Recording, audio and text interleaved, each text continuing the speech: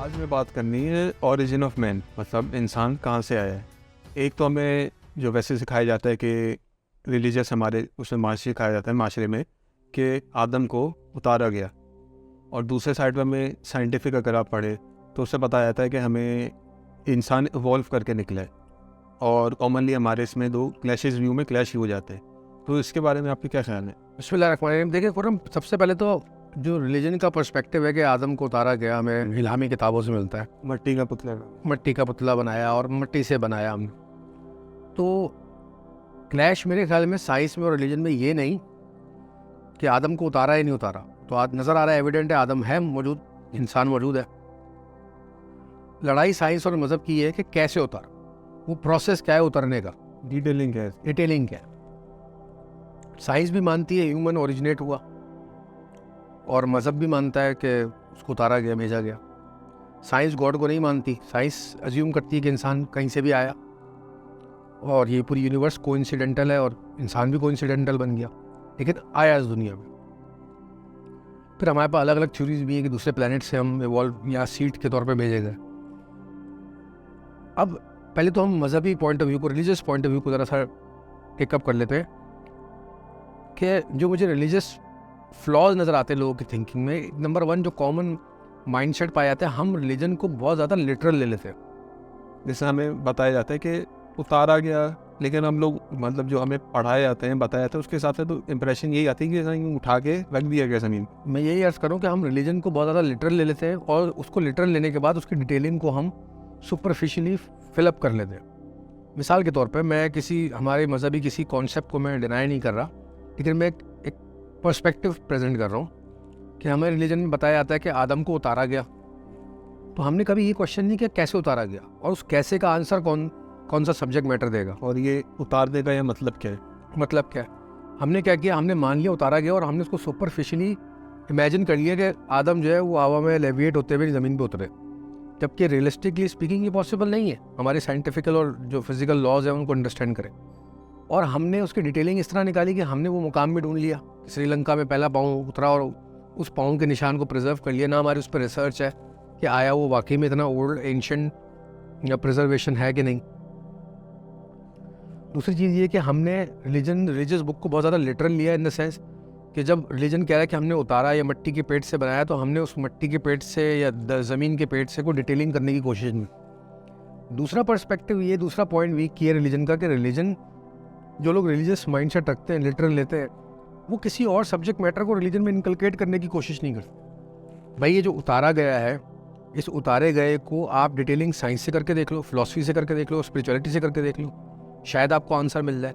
दो चीज़ों को साथ लेके चलो, शायद आंसर मिल जाए, रास्ते में कहीं बीच में आंसर मिल जाए। हम क्या कहते हैं, नहीं, रिलीजन ये कह रहा है तो हमारा ऐसे ही मानना है और हम उसको फिलअप कर लेंगे। और ये नज़र आता है हमारी बातों का। ये रिलीजन कह भी रहा है या लोगों ने अज्यूम करके बना लिया, अकीदा बना लिया कि बस कह रहा है? देखिए, ये इंटरप्रिटेटिव बात है कि जो डिवाइन बुक्स है वो भेजी गई गाइडेंस के लिए, और हर इंसान उसमें से गाइडेंस लेने के उनको इंटरप्रेट करता है। तो इंटरप्रिटेटिव अंडरस्टैंडिंग हमें नज़र आ रही है, जैसे मैंने कहा लिटरल ले लिया है ज़्यादा। अब हम आते हैं साइंस की तरफ। जैसे कि हमने कहा कि हमें रिलीजियस अंडरस्टैंडिंग में फ्लॉज नज़र आ रहे हैं, इस तरह ये नहीं कि हम ये मानने वाले कि साइंस बिल्कुल सही कह रही है जो कह रही है। साइंस की डिटेलिंग जो, उसमें भी फ्लॉज नज़र आते हैं। साइंटिफिकली आपको क्या थ्योरीज मिलती हैं? डार्विन्स थ्योरी मिलती है ऑफ एवोल्यूशन। एक ही इंसान है जिसने वो थ्योरी दी, और फिर उस पर भी क्वेश्चंस रेज किए गए, उसको भी इंटरप्रिटेटिवली हमने अंडरस्टैंड करने की कोशिश की, उसको भी रिफाइन किया गया। जैसे जैसे साइंस आगे बढ़ती गई, वो फाइन ट्यून किया गया, उसमें से बहुत सारे फ्लॉज निकाले, उनको रेडिकेट करने की कोशिश की गई। हमारे पास और कोई थ्योरी मिलती है इसके अलावा ओरिजिनेशन ऑफ मैन की? एक हमें स्पिरिचुअल या कह लीजिए बहुत ज़्यादा सुपर नेचुरल थ्योरी मिलती है कि ह्यूमंस जो है वो एलियन फॉर्म में सीड किए गए थे हायर फॉर्म्स की तरफ से, यानी कि हमसे ज़्यादा कोई ज़्यादा समझदार मखलूक दूसरे सैयारों में बसती है, उसने इंसानों को सीड की शक्ल में, यानी कि बहुत कह लीजिए बारीकी की प्रिमिटिव शक्ल में यहाँ भेजा, और बीज के फॉर्म। और फिर डार्विन्स थ्योरी लगाते हैं कि फिर इंसान का इर्तिका हुआ, वो एक सेल बना, फिर यूनिसेलुलर से बायसेलुलर बना, फिर टिश्यू बना, म्यूवा, मल्टी सेलुलर कॉम्प्लेक्स ऑर्गेनिज्म, और फिर कॉम्प्लेक्स ऑर्गेनिज्म बनते यहाँ तक इंसान, फिर डार्विन्स थ्योरी लगाए थे। अब इशू ये, मेरी जितने लोगों से गुफ्तगू हुई या जो मेरी रिसर्च है, कि लोग एक ही चश्मा लगा के एक ही रुख से चीज़ों को देखना चाहते हैं। जबकि रियलिटी जो है हमेशा इन बिटवीन कहीं लाया करती है। आई डोंट थिंक कि हमें रिलीजन सारी डिटेलिंग कर रहा है कि इंसान को कैसे बता रहा है उतारा, और हम मानते हैं उतारा, लेकिन ये डिटेलिंग नहीं कर रहा कैसे उतारा। ना हदीस में डिटेलिंग मिल रही, ना हमें इलामी किताबों में इसकी डिटेलिंग मिल रही। साइंस का ये फ्लॉ है कि वो कह रहा है कि आया कैसे, इंसान ओरिजिनेट कैसे हुआ, लेकिन चला कहाँ से ये साइंस नहीं बता रही। तो मुझे अगर दोनों साइड पे देखें तो दोनों ने एक किस्म की अपनी इंटरप्रिटेशन लगाई हुई लिमिटेड नॉलेज से रिलीजन पे, कि उनको जो लिमिटेड अंडरस्टैंडिंग है उन्होंने इंटरप्रेट कर लिया कि ऐसे ही उतार दिया। और अगर साइंस का देखें हम तो उन्होंने ये कर दिया कि क्योंकि हमें ये एविडेंस मिल रही है तो ये हुआ होगा। देखिए मतलब इन्फरेंस है, वो डायरेक्टली हम लोग डिड्यूस नहीं कर रहे। एग्जैक्टली आप रिलीजियस बुक पढ़ के भी इन्फ्रेंस करेंगे और साइंटिफिक अंडरस्टैंडिंग में भी आपको इन्फर करना पड़ेगा। दोनों सूरत में चीज़ों को, पॉइंट्स को कनेक्ट करके देखना पड़ेगा, हमें शायद तब जाके कहीं आंसर मिले। साइंटिफिक अंडरस्टैंडिंग जो है वो based on facts and evidences होती है। रिलीजियस अंडरस्टैंडिंग जो होती है वो बेस्ड ऑन फेथ होती है और and what is being told, जो बताया गया है उसको इंटरप्रेट कैसे किया जाए। तो मेरे ख्याल में हकीकत जो है वो इन दोनों के बीच में कहीं है। आप रिलीजियसली ये बात ले लीजिए कि हाँ आदम को बनाया गया और उतारा गया, बिल्कुल बनाया गया। कहाँ बनाया गया ये नहीं बता रहे, या अगर दुनिया से बाहर बनाया गया ये बता रहे हैं, वो फिजिकल प्लेस हम आइडेंटिफाई नहीं कर सकते। और यहाँ पे कैसे उतारा, ये जो वर्ड कैसे है, वो जो प्रोसेस है उसके उतरने का। अब सवाल ये कि आप उतरना किसको कहते हैं रिलीजियसली अगर हम बात करें। आप उतरना जो है सीढ़ियों से उतरने को उतरना कहते हैं, सिर्फ उतरना इसको तो नहीं कहते। हवा में से कोई चीज़, परिंदा जब ज़मीन पे आता है वो भी उतर रहा है, वो तो सीढ़ियों से नहीं उतर रहा। आप दूसरे फ्लोर से गिर जाए तब भी आप उतर गए नीचे, लेकिन गिर के उतरे। दूसरी चीज़, आप अपने लेवल से नीचे आ जाए, अपने मयार से नीचे आ जाए, इसको भी उतरना कहते हैं। दूसरा, आप अपनी फॉर्म में डिसेंड कर जाए, यानी कि लेवल से, मयार से नीचे आने का मतलब आप पहले दुबले थे, फिर मोटे हो गए और मोटे हो गए, तो क्या हुआ, आप इंसान के हेल्दी होने के मयार से नीचे आ गए। इसको भी उतरना का कंसिडर किया जाता है। तो अब जो मुझे समझ में आया है कि रिलीजन रेफर कर रहा है कि किसी फॉर्म में थे हम, और रिलीजन उसको दूसरे एंगल्स पे बता भी रहा है कि हम स्पिरिचुअल फॉर्म में थे, हम रूहानी फॉर्म में थे, हम रूह थे, एनर्जी थे हम। अगर हम उसको साइंटिफिकली बात करें, हमारा फोकस साइंस है क्योंकि इस वक्त, तो साइंटिफिकली हम एनर्जी थे, हम मैटर में कन्वर्ट हुए। और हमें अब साइंस से ये भी पता चल गया है कि जो एनर्जी होती है वो हायर फॉर्म ऑफ एग्जिस्टेंस होती है, डेलिकेट फॉर्म ऑफ एग्जिस्टेंस होती है। जो मैटर होता है वो लोअर फॉर्म ऑफ एग्जिस्टेंस होता है, वो ज़्यादा कंडेंस एनर्जी होती है, लोअर फॉर्म ऑफ एनर्जी। तो अगर मुझे समझ में सही बात आ रही है, तो इंसान एनर्जी फॉर्म में था, उसको दुनिया में डिसेंड किया, मटेरियल वर्ल्ड में डिसेंड किया, और ये वर्ल्ड भी मैटर है, ये भी वर्ल्ड भी मैटर है, मादियत है। तो इस प्लेटफॉर्म पे भेजा गया, तो उसको एनर्जी से डिसेंड करके मैटर बनाया गया। अच्छा, मैटर बनने का अभी जो हमें ज़ाहिरी प्रोसेस नज़र आ रहा है, अभी ये तो हम आदम की बात करें ना, फर्स्ट ह्यूमन बीइंग की। बाकी के ह्यूमन बीइंग्स कैसे आ रहे हैं इस दुनिया में, वो भी ऐसे ही आ रहे हैं। हम पैदा होने से पहले कहाँ होते हैं, इस दुनिया में तो एग्जिस्ट नहीं करते। हम एनर्जी बीम की फॉर्म में मदर्स वूम में, माँ के पेट में जाके पहली हार्ट बीट देते हैं उस फीटस को, उस बच्चे को जो बॉडी पल रही होती है उसके पेट में। जैसी 3rd 4th मंथ में उस बच्चे की बॉडी में पहली हार्ट बीट आती है, मीन्स कि एनर्जी ने मैटर में पेनिट्रेट कर दी। मतलब मट्टी का पुतला इधर बन रहा है, लेकिन जो एनर्जी उधर से आ रही है, एनर्जी आ रही है वो कहीं और से आ रही है। वो जब जैसी एनर्जी उस फिजिकल बॉडी से इंटरेक्ट करती है, उस फिजिकल बॉडी को लाइफ दे देती है, और उसको हम इंसान कहते हैं। तो अच्छा, वो इंसान जो फिजिकल बॉडी बन रही होती है, जो फिजिकल इंसान बन रहा होता है माँ के पेट में, वो कहाँ से स्टार्ट होता है, एक स्पर्म से, एक स्पर्म, बिल्कुल एक सेल, सिंगल सेल से स्टार्ट होता है। व्हाटएवर मैटर इज, वो इस दुनिया से ही बना हुआ है, अर्थ नहीं बना हुआ है। क्यों? क्योंकि आप इस अर्थ से ही उगे हुए, आप अनाज और जानवर खा रहे हैं, आप गोश्त खा रहे हैं, उसी से आपकी फिजिकल बॉडी प्रॉस्पर कर रही है। जमीन से निकलते हैं जमीन में। अच्छा, मरने के बाद कहाँ जाती है बॉडी? आप ज़मीन में दफना देते हैं या जला देते हैं, व्हाटएवर, जो भी आप जिस मतलब से, तो वो बॉडी एनर्जी से, मैटर से कन्वर्ट होकर एनर्जी बन जाती है, इसी दुनिया का हिस्सा बन जाती है, रेजा हो जाती है, मॉलिक्यूलर हो जाती है, और जो रिजॉल्व हो जाती है, तो वो वापस वहीं जाती है जहाँ एनर्जी जहाँ से आई थी, क्योंकि वो एनर्जी डेलिकेट है, वो इस मैटर वर्ल्ड को बिलोंग नहीं करती। तो इंसान के आने का प्रोसेस कोइंसाइड कर रहा है डार्विन्स थ्योरी या साइंटिफिक एस्पेक्ट भी इसको इनकलकेट कर रहा है, इस कॉन्सेप्ट को, रिलीजियस कॉन्सेप्ट को भी वो एड्रेस कर रहा है, फिलोसॉफिकली भी इंसान आया गया या लाया गया, इस चीज़ को भी एड्रेस कर रहा है, और स्पिरिचुअली भी आपको समझ में आ रहा है कि आपकी रूह एनर्जी है, आपकी फिजिकल बॉडी मैटर है, और रूह या एनर्जी जब फिजिकल बॉडी यानी मैटर से इंटरेक्ट करती है तो लाइफ फॉर्म एग्जिस्ट करती है। ये कानून हर जानवर पे, हर दरख्त पे, हर इंसान पे, हर जिंदा रहने वाली चीज़ पे आपको इक्वली इम्प्लीमेंट होता हुआ नजर आता तो मतलब एक साइड अगर हम देखें तो वो मटेरियल वर्ल्ड को एक्सप्लेन करने के ज़्यादा सही है, और दूसरी साइड से देखें तो हमें स्पिरिट या एनर्जी की साइड मिल रही है। दोनों को मिला के इस पूरी अंडरस्टैंडिंग आ रही है। एक तरफ से देखें तो एक एक प्रूफ दिख रहा है, दूसरी तरफ से देखें तो एक। आप देख लेना, अगर हम सिर्फ रिलीजियस अंडरस्टैंडिंग को लेते जा रहे हैं तो हमें आज तक मसला हल हुआ हमारा। या अगर हम सिर्फ साइंटिफिक थ्योरीज को एड्रेस इनकलकेट करेंगे या बहस रखेंगे तब भी मसला हल होता हुआ नजर नहीं आ रहा। साइंस इस फिजिकल बॉडी से पहले की बात नहीं बता पा रही, कहाँ से ओरिजिनेट हुई एनर्जी या रूह या एनर्जी फॉर्म, वो उसको सर्च करने में तो नहीं है। मज़हब ये नहीं बता पा रहा कि ये आया तो सही इंसान, उतारा तो गया कैसे, पर कैसे उतारा गया, प्रोसेस क्या था, उस पर अबहम है, उस पर जो है मिसअंडरस्टैंडिंग है लोगों की। और इससे काफ़ी मेरे का नुकसान भी होता है। इससे ख़ास तौर पे ये हमारे मेडिकल में पढ़ने आते हैं, जो उनका एक होता है रिलीजियस बिलीफ करके जाते हैं, वो उधर जाते हैं, उनको इतनी कॉन्ट्रेरी एविडेंस मिलती है। मुझे ऐसे बहुत सारे लोग मिले, मेडिकल स्टूडेंट्स मिले, जो बज़ाहिर तो हमारे मजहबी माइंड से रखते हैं, हमारे कल्चर में पल बढ़ रहे हैं, लेकिन जब वो साइंस को स्टडी करते हैं तो उनका माइंड 2 स्टेट्स ऑफ कन्फ्यूजन में आ जाता है। एज अ रिजल्ट वो ना साइंस को समझ पा रहे होते, ना रिलीजन को मान रहे होते, ऑपोजिशन, और वो एथिस्ट बन जाते हैं। और ऐसे बहुत सारे लोग हैं जिनसे मैं जानता हूँ। हमारे यहाँ पाकिस्तान में भी ऐसे माइंडसेट के लोग मौजूद हैं जो अंदर से बजाय शायद एथिस्ट हो चुके हो, लेकिन वो डर के मारे एक्सेप्ट नहीं करते, पब्लिकली डिस्प्ले नहीं करते, और उसकी वजह उनका कसूर नहीं है। कसूर ये है कि हमारी कम इल्मी है, हमारी लाशऊरी है, हम समझ नहीं पा रहे, हम चीज़ों को रुख से देखते नहीं, हम बड़ी पिक्चर को देखते नहीं, हम कभी मज़हब का साइंस से हाथ मिलाने को तैयार ही नहीं है। यहाँ तो इस साइड पे हो या उस साइड।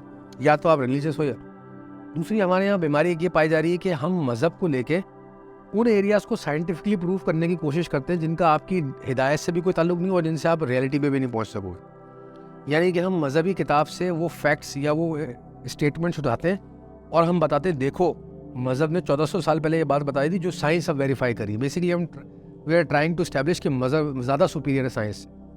सॉरी टू से, ना साइंस मज़हब से सुपीरियर है, ना मज़हब का साइंस से कोई लड़ाई है। दोनों अलग अलग चलते हैं, अलग अलग एस्पेक्ट ऑफ अंडरस्टैंडिंग है। और मज़हब भी अल्लाह का भेजा हुआ है, साइंस भी अल्लाह की बनाई। साइंस शैतान ने या किसी दूसरे नौजुबिल्ला एंटिटी ने नहीं बनाई। जो भी इस दुनिया में इंसान के दिमाग में नॉलेज फॉर्म में आता है, जो भी नॉलेज एग्जिस्ट करती है, वो भी तो अल्लाह की क्रिएटेड है। तो भाई साइंस भी अल्लाह की बनाई है, तो उसको भी इस्तेमाल करके देख लो। फ़लसफ़ा भी अल्लाह का बनाया है, उसको भी इस्तेमाल करके देख लो। जब तक दोनों साइड या ये चारों एस्पेक्ट से नहीं देखेंगे तो जब तक मिसअंडरस्टैंडिंग। आप किसी भी मुजस्मे के जब सारे रुख से उसको मुकम्मल नहीं करेंगे तो कंप्लीट पिक्चर सामने आएगी कभी, बस अंदाज़ा ही लगा सकते हैं। ये कानून एग्जैक्टली ये कानून कॉन्सेप्चुअली भी ट्रू है। जब तक आप उस कॉन्सेप्ट को हर एस्पेक्ट, हर रुख से नहीं समझेंगे, वो कॉन्सेप्ट कभी भी क्लियर नहीं होगा। तो इंसान के वजूद में आने का जो फ़लसफ़ा है, जो कॉन्सेप्ट है, जो अंडरस्टैंडिंग है, जब तक आप उसको religiously, scientifically, spiritually and philosophically चारों एस्पेक्ट ऑफ अंडरस्टैंडिंग से नहीं समझेंगे, आपको ये शऊर नहीं तो मिलेगा। ये कोई समझना चाहिए इस तरह, किस तरह समझा जाए, क्योंकि आप रिलीजियस साइड पे पढ़ने जाएंगे तो वहाँ आपको एक चीज़ मिलेगी, साइंटिफिक साइड पे आपको एक चीज़ मिलेगी। देखिए, मैं ये क्लियर करना चाहूँगा आपके सवाल के ऊपर कि हमारे यहाँ पे लोगों का माइंड जो है ना वो बड़ा डिस्क्रीट चलता है। जैसे आपने कहा हम किस तरह समझेंगे, तो कहने का मतलब ये आपका कि क्या मैं एक जुमले में या एक बात डिस्क्रीट करके समझा दूँ, ऐसे इंसान आया, मैं कैसे समझा सकता हूँ? जबकि ये अमल जो है इसमें हज़ारों, लाखों, करोड़ों साल का एवोल्यूशन इन्वॉल्व है। इसमें पिछले 5 अरब साल से दुनिया कायम है। 5 अरब साल का जो एक टाइम पीरियड है उसको मैं कैसे एक जुमले में बांध सकता हूँ?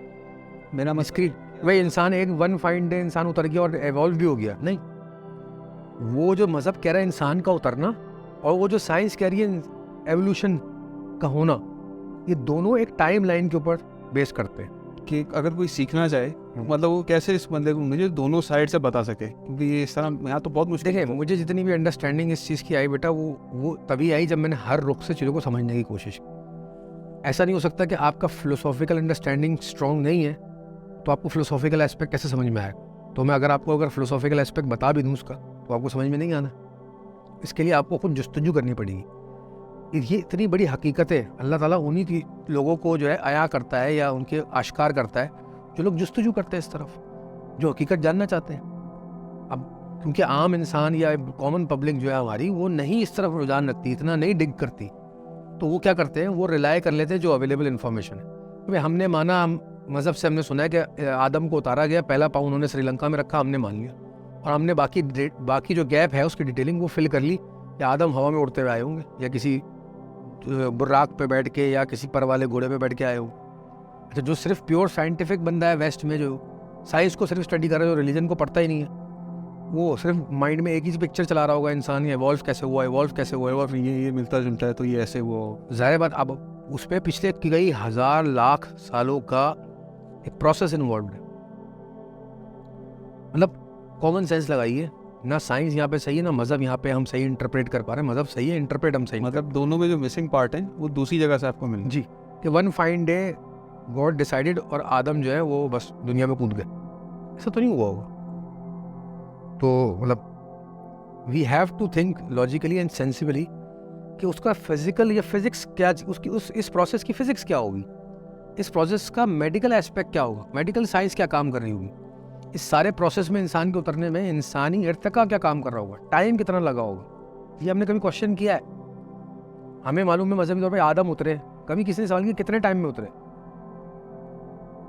किसी चीज़ पर उतरे या खुद उतरे या ऊपर से। ये क्वेश्चंस वर्थ वाइल है। तो जब आप इन क्वेश्चंस को डिग इन करोगे तो आप हकीकत के करीब से करीब तक हो जाओगे। मैं इस वीडियो में कोई ऐसा एक स्टेटमेंट नहीं दे सकता कि भाई आपको उससे पता चल जाए कि ये ऐसे आ गया आदम। मैं क्या कर सकता हूँ, मैं आपके लॉजिकल माइंड की विंडोज़ खोल सकता हूँ कि आप हर एस्पेक्ट से इसको ओपनली सोचें, तो आप जिस भी नतीजे पे पहुँचेंगे वो आपकी अंडरस्टैंडिंग होगी इस मैटर को लेते हुए। ये भी एक बड़ी शऊर की बात है, विजडम की बात है। दोनों साइड को देखना चाहिए कि दूसरी साइड ऑफर क्या कर रही है। एक प्रॉब्लम ये भी है कि हम रिलीजियसली जो हमारा माइंडसेट होता है, जैसे मैंने कहा कि हम गैप को फिल इन कर लेते हैं, तो हम उसमें फ़ौरन दलील या अंडरस्टैंडिंग ये दे देते हैं कि भाई अल्लाह ताला को कादिर है, वो कर सकता है। देखिए, मैं फिर ये अर्ज़ करूँगा कि कर अल्लाह ही सकता है और अल्लाह ही ने किया है और वही करता है। लेकिन वही ये जो एलॉन मस्क साहब हैं, ये स्पेस रॉकेट्स बना रहे हैं, ये फ्री एनर्जी की गाड़ियाँ बना रहे हैं, सोलर कार्स बना रहे हैं और बैटरी वाली गाड़ियाँ बना रहे हैं, तो इनके पास ये नॉलेज जो है ये किसी और डायमेंशन से आई है, कहीं और से आई है, किसी और नाउज़ुबिल्लाह किसी और खुदा से आई है। वो एक ही खुदा है, एक ही अल्लाह है, उसी ने इनको नॉलेज दी है ना। काफिर को भी उसने इल्म दिया है। तो ये कह देना कि अल्लाह कर सकता है तो अल्लाह ही करता है, फिजिक्स भी अल्लाह ने बनाई है, साइंस भी अल्लाह ने बनाई, तो आप साइंस और फिजिक्स को क्यों इनकलकेट नहीं करते रिलीजियस अंडरस्टैंडिंग। और दूसरी बात ये कि ये जो विजडम है इसको समझिए, जो भी आपकी इस कॉन्सेप्ट को समझ के अब तक की अंडरस्टैंडिंग है, ये आपकी अब तक की और मेरी अब तक की अंडरस्टैंडिंग, ये ओपन है। इसमें फर्दर डिटेलिंग भी आ सकती है, साइंटिफिक भी आ सकती है, रिलीजियस भी आ सकती है। किसी चीज़ को आउटराइटली डिनाई कर देना या किसी चीज़ को आउटराइटली बहुत ज़्यादा एक्सेप्ट कर लेना और बाकी चीज़ों को डिनाई कर देना, ये एक हिकमत वाले इंसान की और एक बाशऊर इंसान की निशानी नहीं होती।